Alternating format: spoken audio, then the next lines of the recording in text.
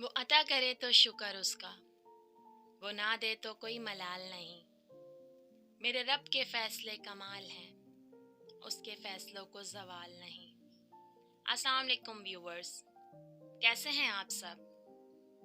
आज की इस वीडियो में मैं आप सब के लिए बहुत अच्छी बातें लेकर आई हूँ। वीडियो को एंड तक देखें और कमेंट करके बताएं कि आपको वीडियो कैसी लगी।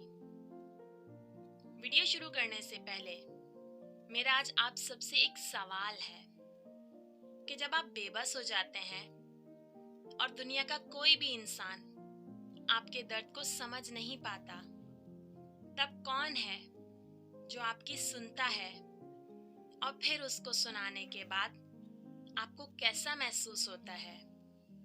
अपना जवाब जरूर बताइएगा। चलें मूव ऑन करते हैं अपनी वीडियो की तरफ। वो बादशाहों का बादशाह, वो बेकसों का सहारा, नहीं है इस दुनिया में और कोई हमारा। कभी उसकी मोहब्बत में रंग कर तो देखो, कायनात के सारे रंग फीके लगने लग जाएंगे। कभी उसको पुकार कर तो देखो, दुनिया की सारी आवाजें बेमायने लगने लगेंगी।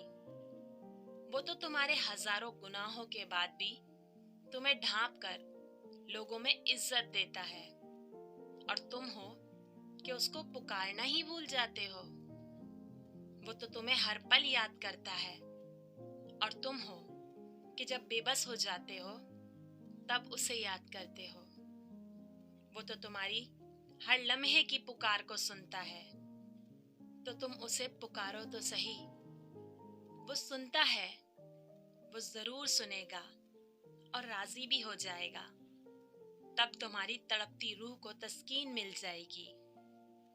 वो जो कायनात के किसी भी जर्रे से बेखबर नहीं, तो वो कैसे तुम्हें नहीं सुनेगा? अरे नादान, जिस पुकार को वो खुद तुम्हारे मुंह से सुनना चाहता है, तो वो उसे फिर रद्द कैसे कर सकता है?